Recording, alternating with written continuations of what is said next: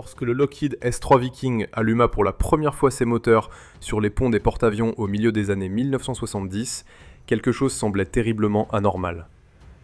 Au lieu du rugissement tonitruant attendu d'un jet militaire moderne, ce chasseur de sous-marins produisait un son beaucoup plus familier, le gémissement distinctif d'un aspirateur domestique. Ce bruit étrange allait rapidement devenir la signature sonore de l'avion, et lui valoir le surnom de Hoover, en référence à la célèbre marque d'aspirateur, bien que certains préféraient War Hoover, qui sonnait plus martial. Alors que la guerre froide s'intensifiait tout au long des années 50, une révolution se déroulait sous les vagues. Le sous-marin, autrefois guère plus qu'un bateau lance-torpilles submersible passant la majeure partie de son temps en surface, se transformait en quelque chose de bien plus sinistre. Le catalyseur fut l'énergie nucléaire. Les États-Unis avaient été pionniers avec l'USS Nautilus en 1954, mais lorsque l'Union soviétique lança le K-3 Leninsky-Komsomol en 1958, cela signala que l'avantage américain ne resterait pas incontesté. Contrairement aux navires diesel qui devaient remonter régulièrement en surface pour recharger leurs batteries, ce prédateur pouvait rester submergé indéfiniment, filant à travers les profondeurs à des vitesses qui rendaient les tactiques anti-sous-marines traditionnelles complètement obsolètes. Vers le milieu des années 60, la menace se multipliait rapidement. Les soviétiques produisaient de nouvelles classes de sous-marins nucléaires à une cadence effrayante. Des imposants sous-marins de classe November qui pouvaient distancer les destroyers jusqu'aux sous-marins lance-missiles de classe Echo, capables de lancer des attaques dévastatrices depuis au-delà de l'horizon. Les analystes prédisaient que des centaines d'autres suivraient. Les stratèges navals américains réalisèrent que leurs avions anti-sous-marins existants étaient terriblement inadéquats. Le Grumman S-2 Tracker, propulsé par Ellis, introduit en 1954, avait été conçu pour chasser les sous-marins diesel lents qui passaient la majeure partie de leur temps en surface, mais l'introduction des navires nucléaires le rendait rapidement obsolète. Avec deux moteurs à piston qui pouvaient à peine atteindre 480 km/h, une autonomie limitée et des capteurs primitifs, il n'était pas à la hauteur de ces nouvelles cibles qui émergeaient rarement au-dessus des vagues. De plus, alors que les porte-avions devenaient dominés par des avions à réaction, le besoin du tracker en essence plutôt qu'en carburant pour réacteur en faisait un fardeau logistique coûteux. Les porte-avions américains, fondement de la puissance navale des États-Unis, se trouvaient maintenant vulnérables face à un ennemi qu'ils pouvaient à peine détecter, encore moins détruire. Il était temps pour l'émergence d'un nouveau chasseur de sous-marins, spécifiquement conçu pour l'ère nucléaire.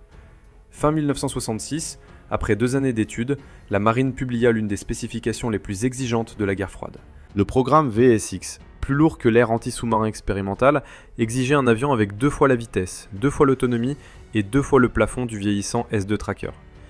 Plusieurs fabricants entrèrent en compétition, mais en août 1968, 2 équipes restaient, une dirigée par Lockheed et une autre par Convair et Grumman. Lockheed s'était fait un nom avec l'U-2 et le SR-71 Blackbird, mais son expérience navale était limitée.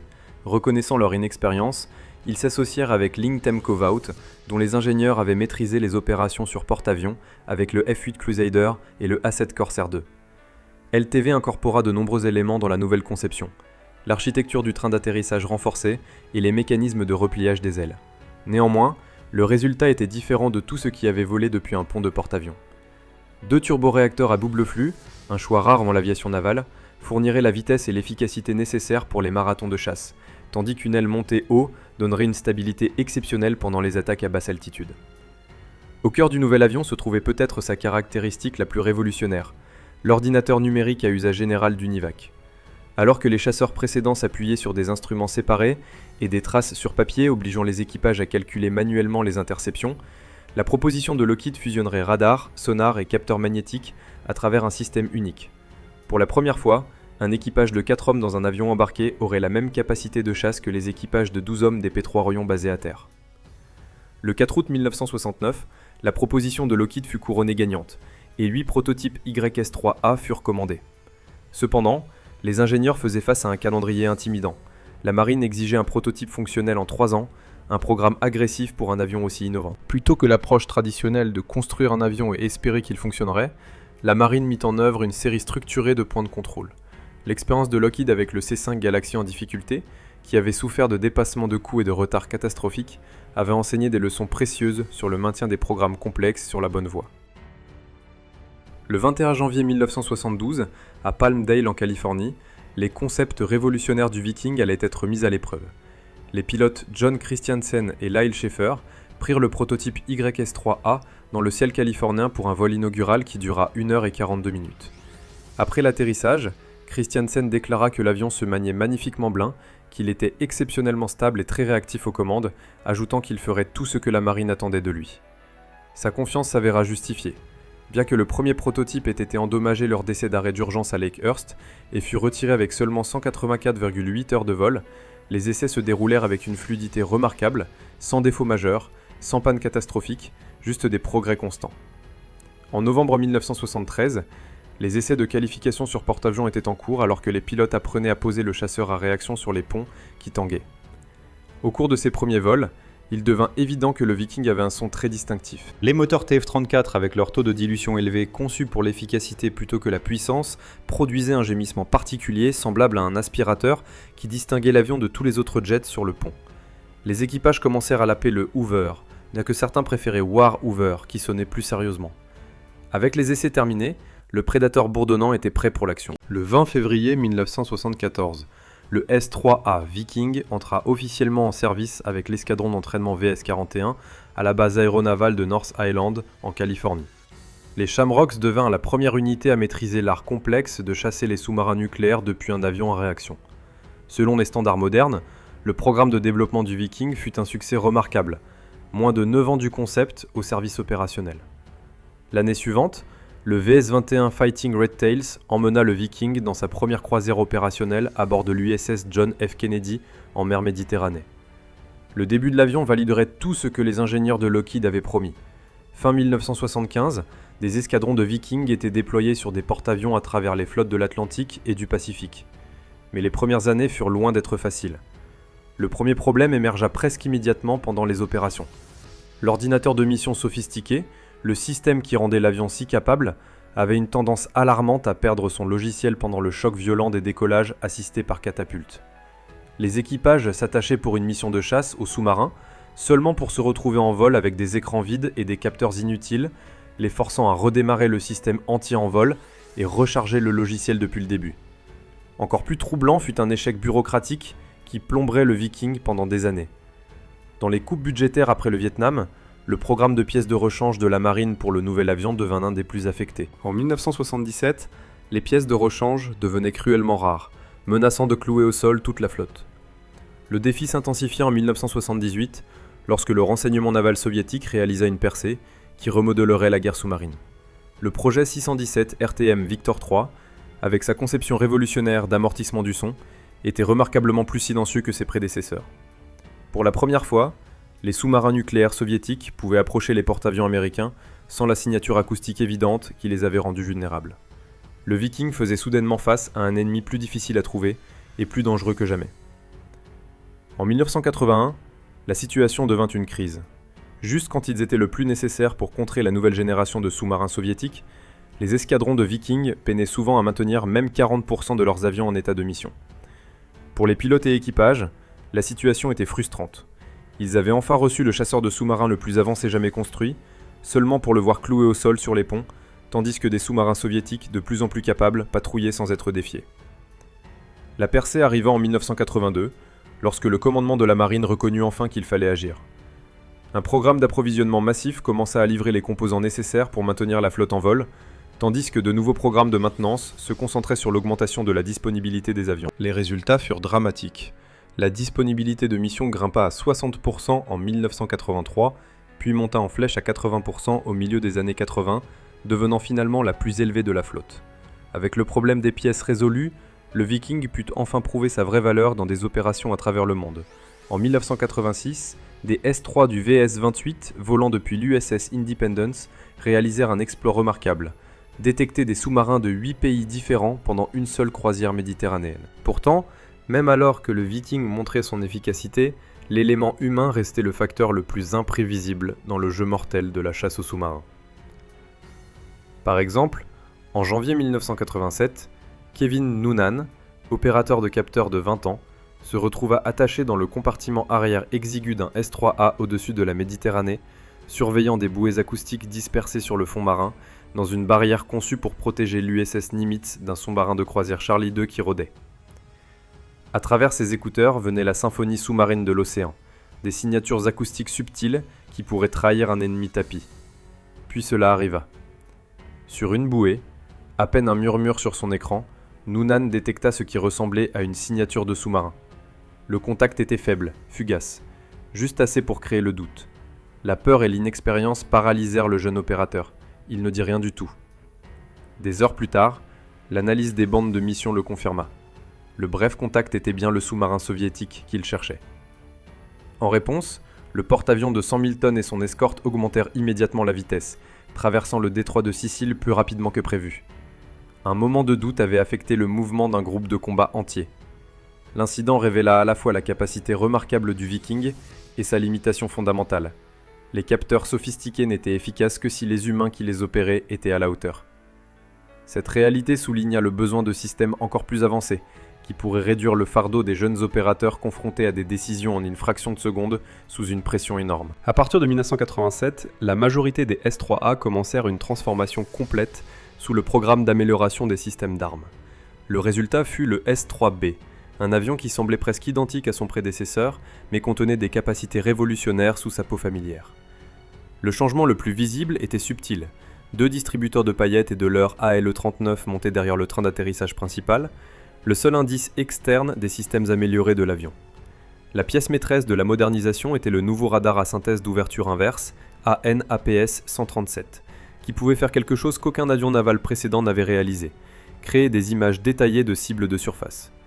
Contrairement au radar traditionnel qui ne montrait que des points sur un écran, l'ISAR pouvait distinguer entre différentes classes de navires, identifiant une frégate de classe Knox d'un navire marchand à des portées de plus de 160 km.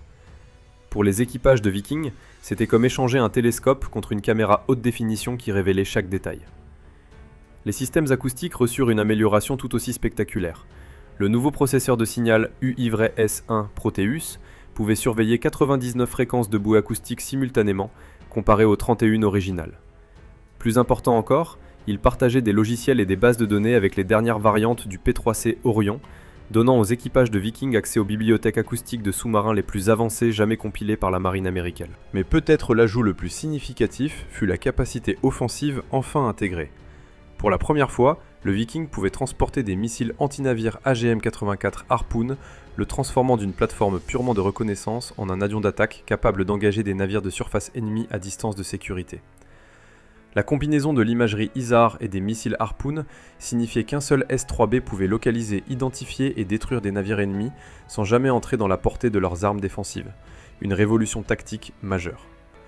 Les capacités améliorées prouveraient bientôt leur valeur dans l'un des exercices de guerre froide les plus réalistes jamais tentés. En août 1988, Kevin Noonan se retrouva à bord de l'USS Theodore Roosevelt, parti d'un exercice autant massif appelé Teamwork 88, une simulation réaliste de la Troisième Guerre mondiale menée dans l'environnement acoustique traître des fjords norvégiens. Ici, les Vikings affrontèrent leur plus grand défi, chasser des sous-marins diesel silencieux dans des eaux pleines d'échos où les méthodes de détection normales devenaient presque inutiles. L'exercice poussa à la fois les avions et les équipages à leurs limites extrêmes. Pendant un moment particulièrement intense, alors que des avions décollaient pour une frappe alpha, des F-16 norvégiens, simulant des Fencers soviétiques, traversèrent le pont du porte-avions à hauteur de vague, larguant des bombes d'entraînement sur le pont d'envol, tandis que des Vikings et des Tomcats luttaient pour décoller sous le feu simulé. Le boss de l'air hurla dans la radio au jet attaquant de sortir immédiatement de son espace aérien avec des mots très colorés. Mais des pilotes norvégiens avaient fait valoir leurs points sur l'entraînement réaliste de manière spectaculaire. Pendant ce temps, les nouvelles capacités du S-3B commençaient à impressionner même les aviateurs navals sceptiques qui doutaient de l'utilité de l'avion. Pendant un exercice de guerre de surface, un S-3B utilisa son radar ISAR pour identifier et tracer précisément des navires de guerre ennemis depuis au-delà de l'horizon, puis coordonna une frappe dévastatrice de missiles Harpoon contre les cibles désignées. Le commandant du VA-36, l'escadron d'Intruder menant l'attaque, vint dans la salle de briefing du Viking après la mission avec un énorme sourire illuminant son visage.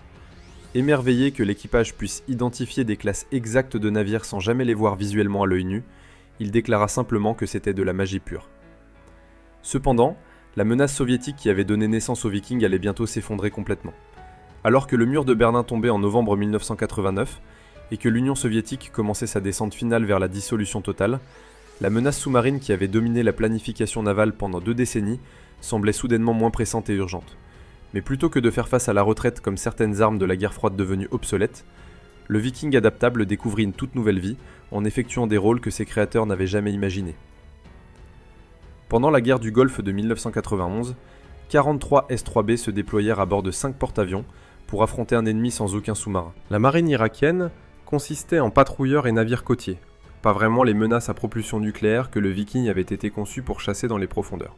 Néanmoins, volant 1674 sorties au-dessus du golfe Persique, les Vikings démontrèrent une polyvalence qui surprit même leurs équipages les plus expérimentés.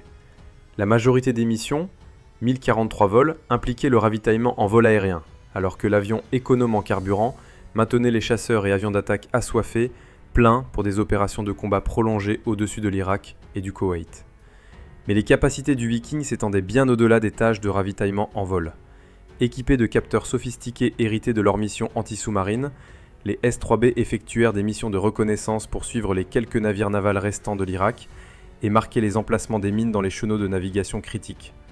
Certains Vikings rejoignirent même la chasse aux lanceurs de missiles Scud mobiles irakiens, utilisant leurs radars sensibles et systèmes FLIR pour scanner le désert à la recherche des cibles insaisissables qui menaçaient les forces de la coalition jour et nuit. La guerre révéla également le talent du Viking pour l'improvisation créative face aux défis imprévus. Lorsque les groupes aériens embarqués ne pouvaient pas recevoir électroniquement leurs ordres de mission quotidiens du quartier général de la coalition à Riyad en Arabie Saoudite, un S-3B était envoyé pour les récupérer manuellement et les ramener au porte-avions. Dans une mission particulièrement créative qui montrait l'ingéniosité des équipages, des Vikings livrèrent des photos de reconnaissance aux unités terrestres en les bourrant dans des tubes de bouées acoustiques vides et en les parachutant aux troupes au sol, transformant l'équipement de détection de sous-marins en un service de courrier improvisé efficace. Plus spectaculairement encore, le 20 février 1991, un S-3B réalisa quelque chose qu'aucun autre Viking n'avait jamais fait auparavant. Il coula un navire de surface ennemi. Après avoir largué 3 bombes Mark 82 sur un patrouilleur irakien non identifié, l'équipage du Viking regarda leur cible disparaître sous les eaux du golfe Persique dans une explosion. Le chasseur de sous-marins était devenu un assassin de navires de surface redoutable. Alors que les années 90 progressaient inexorablement, le Viking continua à se retrouver effectuant des tâches en dehors de son profil traditionnel de chasseur de sous-marins nucléaires. Le rôle de ravitaillement qui était né de la nécessité pendant la guerre du Golfe deviendrait bientôt une partie permanente du répertoire du Viking et sa mission principale. Lorsque la marine retira l'avion ravitailleur KA-6D Intruder en 1997 faute de budget, le Viking devint soudainement la seule plateforme de ravitaillement dédiée, basée sur porte-avions de toute la flotte. L'avion qui avait prouvé qu'il pouvait ravitailler d'autres jets quand nécessaire devait maintenant le faire comme sa mission primordiale quotidienne. Équipé du réservoir Ami D704, un réservoir de carburant et système de panier monté sous l'aile gauche, le S-3B pouvait transférer des milliers de livres de carburant aux chasseurs et avions d'attaque assoiffés qui en avaient désespérément besoin. Pendant les premières phases de la campagne d'Afghanistan en 2001, après les attentats terroristes, les Vikings volèrent des sorties de ravitaillement continues pour étendre la portée des chasseurs opérant depuis des porte-avions dans la mer d'Arabie, leur permettant d'atteindre des cibles profondément à l'intérieur de l'Afghanistan montagneux et de revenir en sécurité au navire sans tomber en panne sèche. Mais le ravitaillement aérien n'était qu'une des nombreuses missions que l'avion polyvalent pouvait effectuer avec ses systèmes sophistiqués. Le fuselage spacieux et les capteurs avancés le rendaient parfait pour la guerre électronique, la surveillance et les missions de reconnaissance dans des zones de conflit. Certains Vikings furent modifiés pour transporter des nacelles de ciblage Lantirn volées au F-14 Tomcat retiré, les transformant en plateformes de frappe de précision, capables de chasser les bombes artisanales et l'activité insurgée avec une efficacité mortelle. L'adaptabilité de l'avion atteignit son expression la plus visible le 1er mai 2003, lorsqu'un S-3B portant l'indicatif Navy One atterrit le président George W. Bush à bord de l'USS Abraham Lincoln au large de la côte californienne, dans une opération médiatique spectaculaire. Bien que le porte-avions ne soit qu'à 48 km du rivage, bien dans la portée d'un hélicoptère Marine One, la marine choisit le Viking pour son attrait visuel dramatique qui ferait le tour du monde. L'honneur de transporter le président avait sans aucun doute été l'un des moments forts de la carrière du S-3 qui montrait sa polyvalence. Mais l'année suivante, l'avion avait été en service pendant 3 décennies entières et montrait son âge. La marine décida qu'il était temps de commencer à exécuter ce qu'elle appelait euphémiquement le plan Sundown, la retraite progressive de tous les escadrons de Vikings d'ici 2009 pour économiser de l'argent. Néanmoins, l'avion adaptable n'avait pas encore fini de servir son pays. Dans un dernier étalage de la polyvalence qui avait défini sa carrière exceptionnelle, 13 vieux S-3B vieillissants reçurent des nacelles de ciblage Lantirn arrachées au F-14 Tomcat en cours de retraite définitive. Ces capteurs infrarouges, originalement conçus pour aider le puissant Tomcat à chasser des bombardiers soviétiques dans l'obscurité totale, permettaient maintenant à l'humble Viking de scruter à travers la brume du désert irakien, cherchant des dispositifs explosifs improvisés et les insurgés qui les plantaient le long des routes pour tuer les soldats américains. Les flux vidéo des nacelles Lantierne pouvaient être transmis directement aux unités au sol à travers de nouveaux systèmes de liaison de données avancés, transformant les chasseurs de sous-marins en anges gardiens pour les troupes à des milliers de kilomètres de tout océan dans le désert brûlant. Ayant prouvé sa valeur une dernière fois dans des conditions de combat réelles, le Viking commença progressivement à disparaître des cieux après 35 ans de service loyal. Escadron après escadron reçurent leurs ordres de désactivation finale avec tristesse. Le VS-29 et le VS-38 fermèrent en avril 2004 avec des cérémonies émouvantes. Le VS-21 Fighting Red Tails, basé au Japon, le même escadron qui avait emmené le Viking dans sa toute première croisière opérationnelle à bord de l'USS John F. Kennedy 30 ans plus tôt en 1975, vola ses missions finales en janvier 2005 avant de fermer définitivement.